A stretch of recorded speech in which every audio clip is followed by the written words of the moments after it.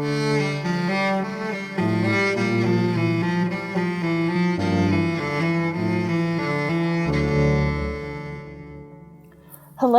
welcome to Emerging Form. I'm Christy Ashwanden. And I'm Rosemary Watola-Tromer, and this is a show on creative process. Hey, Christy. Hey, Rosemary, how's it going? It's great. I know one thing that's coming up very soon is something you've been working hard on for a long time, the Grand Mesa Writer Symposium.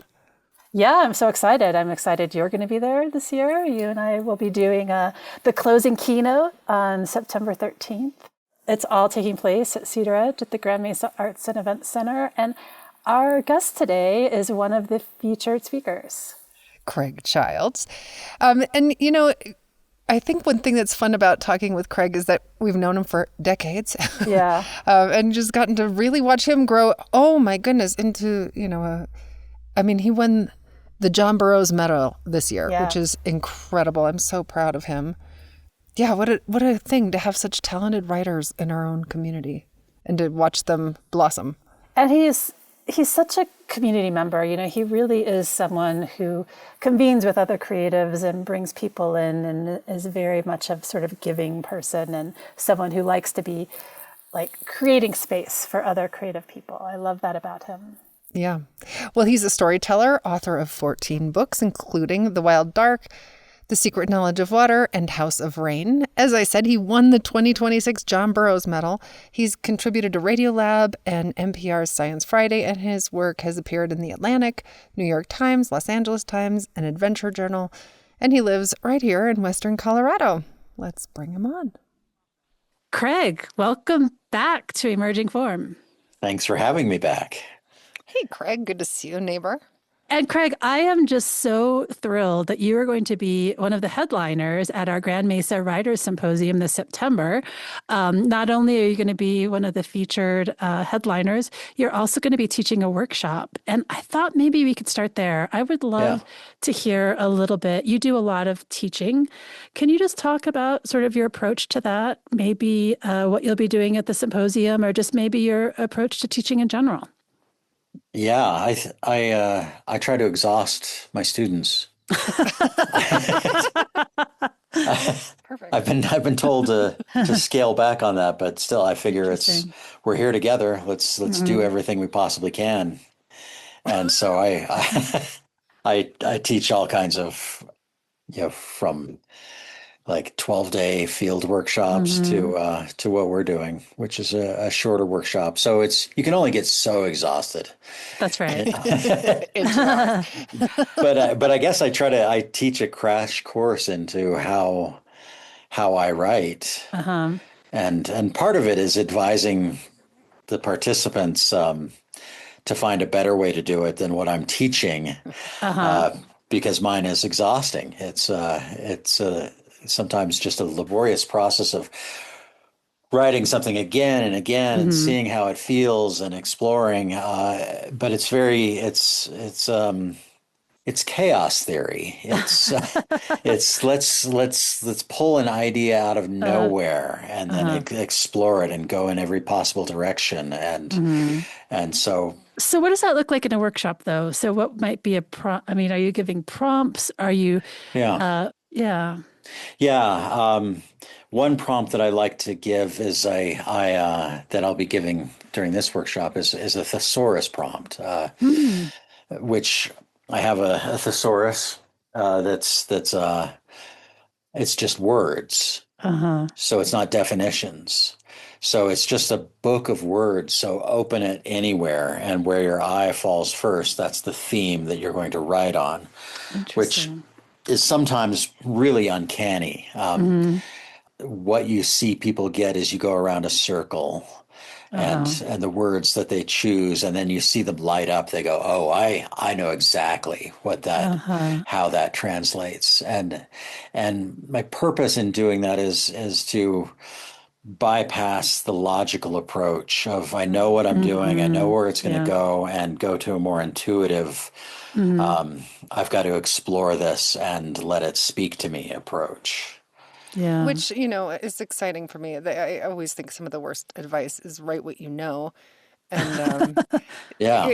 when we do that, it's often so boring. So I love that you talk about it, in this how do we go past that knowing into that intuition, and how part of that is surprise. Oh, this is what I'm getting. Oh, what Yeah. do I do with this? Yeah, because surprise it's necessary because the Yeah. reader is aware when there's no surprise. They know when Yeah. you know what you're going to say already. Yeah. They know it ahead of time. Hmm. So why not break that? Well, and there is something about that too. There's something, the thrill is in the discovery, right? And that's where that surprise comes in. It's something unexpected and it's some sort of twist. So it's Hmm. something familiar, and yet you're somehow going deeper, taking a twist or a turn, right? Yeah, yeah, because I find when I'm sitting down to write something, even if I know what it's going to be, or I know my spread of options, that I'm either Hmm. working on a Yeah. chapter or a blog, or the pen is heading for the paper, Yeah. and I still don't know which one I'm going to write until the first word forms, and I go, Yeah. oh, so that's where you're going with it. Hmm. Hmm. And I do, like Rosemary, I totally agree that if you know what it is ahead of time, it takes a lot of the mystery out of it. Yeah. Uh, Hmm. it is good to know something, Yeah. Yeah. Yeah. Yeah. but Well, it's better to follow the path. yeah, and I want to be The clear emerging here. form. I mean, we're talking here, right, about beginnings and middles. There comes a point when you're writing something where you're editing and you're sort of polishing, and at that point, you better know what you're doing, right, to a better extent. Yeah, I would Yeah. hope so. I think I, so, but I I'm going to push Yeah. back on that, by the way, because I feel Uh-huh. like, yes, of course, but I feel like for me in the revision process, it's so important for me to continuously be curious about what does the work have to teach me, Hmm. and that's what keeps it alive and fresh as opposed to becoming a dead thing. I mean, I feel like Yeah. part of revision is to kill it when we think we know too much about what we're trying to get to. So I just mhm. there's always that back and forth, that play of knowing not knowing. Hmm. Yeah, and that's what I want to bring to teaching. I Hmm. came up with the thesaurus concept because I looked at my own writing and I said, well, how do you access that level for a group of people? Hmm. Because I can just do it naturally. I can just, pull something out of the air and go, oh, is that Uh, something to work with? yeah. But then to do it with a whole group and get them all into that frame of mind, it takes a little trick, Yeah. some I kind have of a question prompt. about that too. So for me, when I'm teaching a workshop, and I taught a workshop on essay last year at this symposium, and I was really thrilled that people really were willing to share and very open. But there's kind of, when you're in a group like this, you need to have, people need to feel safe, right? And they need to feel supported, like it's okay to sort of do something unexpected or to, sometimes with these prompts, someone will uncover something they didn't expect. And it can be, sometimes it's something painful or very, very raw that they will bring up. And that's, in a lot of ways, that's the good stuff, right? But how do you, when you're doing a workshop, Craig, create that environment where that creativity can really thrive, where people aren't worried about being judged or like, is this good enough? Where it's just sort of, we all know that in that ideation process, in the early stages, you need to sort of just barf it out and let things come and Hmm. not, sort of turn off that editor and the judge. How do you do that in a group setting where you're sort of trying to create that setting for creativity? Yeah, I tell them to write poorly. I love that. Yeah. Make this your worst draft. Uh-huh. And recognize that hey, we're writing fast right here. We're Uh-huh. we're creating stuff out of nowhere, so we're lucky to get a word down on a page. So Yeah. so don't worry Hmm. about this Yeah. being like we're not trying to impress each other. We're exploring options, Yeah. and I love that, exploring options. Yeah. yeah. So I think this is true, Craig. I think that the first time you ever led a workshop was here in Uh-oh. Telluride Oh yeah, it was a with long time me, right? ago. This was a Yeah, very long time ago, and we were at the old AHA school. And I yeah. remember as we were about to start, and there were a lot of people there. You're like, you look at me and you're like, yeah, I haven't done this before. Yeah. So I guess here's my question, friend. Now you've done it a lot, right? Now Yeah. you teach all over. You teach Hmm. for for colleges. You teach for all kinds Yeah. of places. What there's actually a couple of questions in this. One of them is how how have you evolved as a teacher? Like, what do you notice about yourself and how you've changed in terms of how you approach a writing class? But then the other thing might be, well, I'm going to wait on the other thing. I have another very burning question, though, about Yeah. One this. at a time. Uh, well, I have a lot more tools. I think Mm. when that Mhm. first workshop was, I had never taken a workshop, um, much less taught a workshop. You literally didn't know what you're doing. Right. But I think there's a value to that Yeah. Yeah. Yeah. Winging it. yeah, because I'm more feeling okay, what do they need? What do Craig, people you in just this? got to make it your worst draft, right? Yeah, that's right. Start off with the worst draft. And it was good, by the way. Everybody who's Of wondering, course how it did he do? was. Of course, Yeah. it was Yeah. wonderful. Okay. Well, I've just picked up tools over time where I've Hmm. gone, oh, that prompt really Hmm. brings people out. Hmm. So I've just learned especially the tools that I've had to go into my own writing Hmm. process, which I Interesting. don't think I was really aware of my process before. It just happened. Hmm. But Yeah. now I have to analyze my process, which is a little weird Hmm.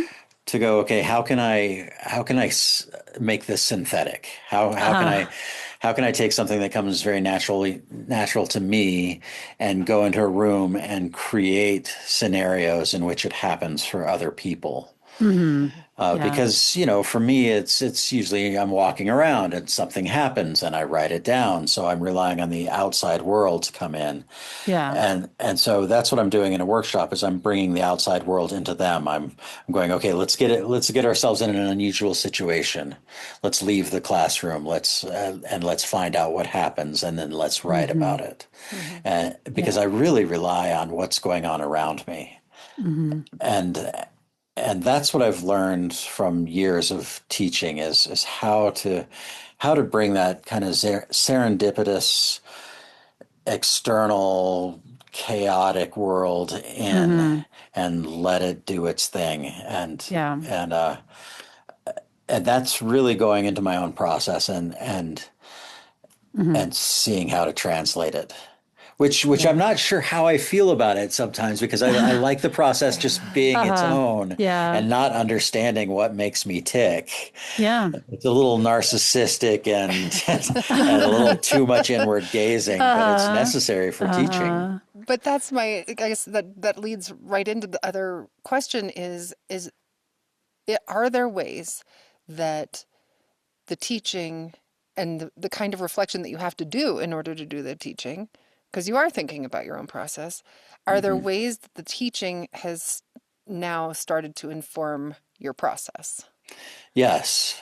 Uh, I think mostly in the ways that when I get stuck and I don't know where to go next or how to get through whatever I'm doing, I remember what I told my students.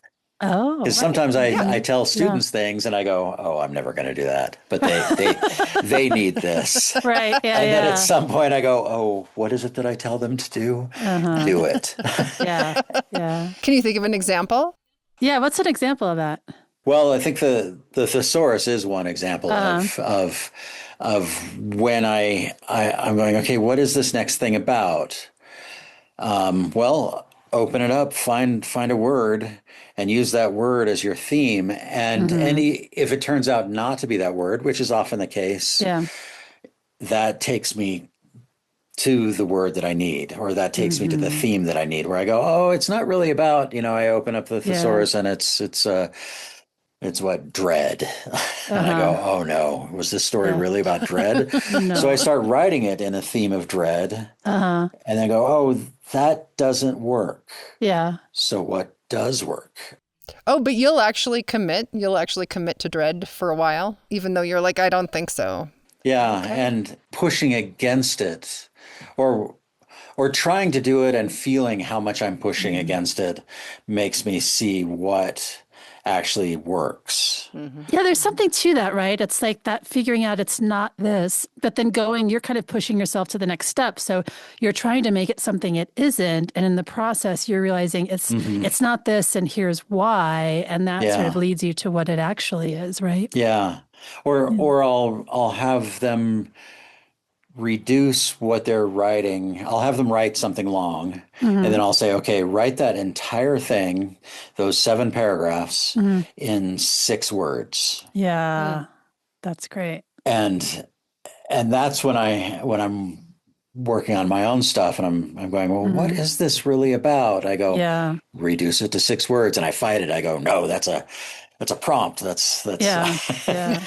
that's, and then I realized, no, you tell the students that because it actually works and you Yeah, hear it right, work. right. It's so useful. I have my students in the book proposal workshop. One of the exercises they do is they have to write a one sentence description. Basically one Hmm. sentence pitch, and you use this a lot, right? This is what might be in the catalog or something, and but it really forces them to say, okay, what are the essential elements? And it's a really people find it to be a very hard exercise, but it's hard usually because they haven't figured that out yet. So. Yeah, it's great. Yeah. It's And good. well, and we're kind of all at the same place. Yeah, Even if, yeah. I sit down with writers who, are writing for the first time. Hmm. And I'm going, well, you're in the prime spot Yeah, because anything could happen here. And then I say, well, I'm in the prime spot too because I'm at the same place. yeah, I often feel like, oh, anybody in this room could be teaching this class, and it just happens through whatever yeah. accident that I'm the one who's teaching this class. But Hmm. we're all at the beginning here. Yeah, Mm. And I get a yeah. little tired of being at the beginning all the time. Right? every Okay. every single book. Yeah, yeah. Of Every book course, starts new. Yeah. of course, we're always at the beginning. Now, here's another thing that you do, friend. In addition to writing gajillions of incredible books, um, you perform a lot. And Yeah. Yeah. one of the talk about having the model, but also beginning again each time.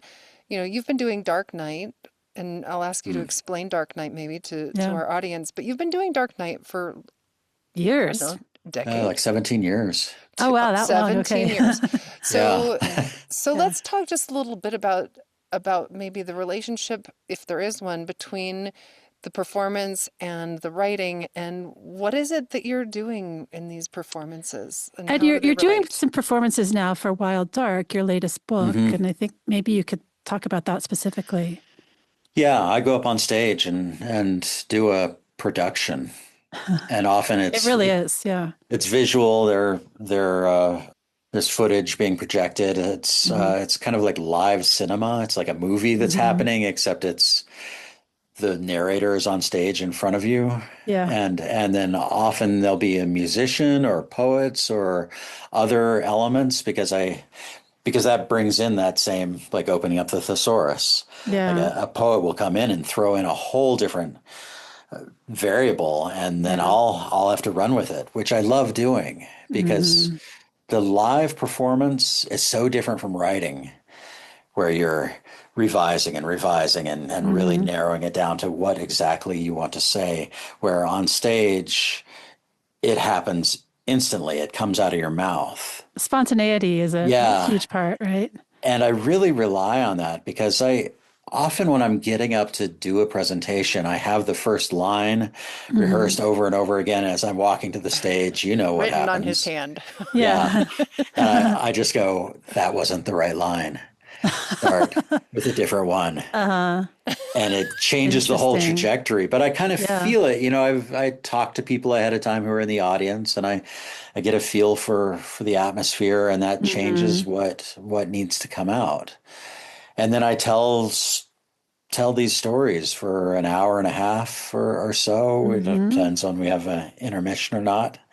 And so it's this performance art on stage. It's a Hmm. storytelling performance art, and I love that I feel the audience Hmm. as opposed to writing where you're imagining the audience, but on stage you're responding to the eyes you can see, Oh, the yeah. the postures, the movement in the audience, and that I feel like I access deeper material than I do when I write.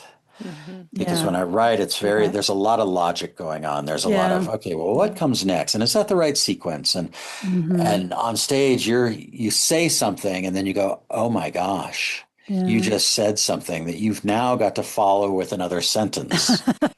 Right. And I'm Yeah. not sure how to do that, Yeah. I kind of use the stage as a way of seeing how I need to write something Hmm. because I go, well, that's how it came out of me. And that seems to make sense. So I'm actually going to translate that to the page. So they kind Yeah. of feed each other, writing and That's so interesting. performance. But there's also a particular energy, and I've been to a lot of your shows, and they're very, I feel like you can't be passive in the audience. Like there's this energy that you create that sort of sweeps up the audience, but then you're also responding to us in the audience too. And there's this sense of like you're sort of talking about how you're winging it a little bit, but that spontaneity and that sort of play comes from responding to the audience. And when we're working with the written word, we don't get any feedback. Any feedback that Yeah. we get is after the fact, right? And it's not even like it's not in the moment where Yeah. It's too when late. you're on stage, it's happening then and you can really feel it and respond to it. Yeah. And I love to be able to respond in that way Yeah. Yeah. that you go, oh, you might not like this direction, but I think you're Uh-huh. going to like this one. Right. And and you can feel it. You can feel the Hmm. engagement, and you have that instant feedback.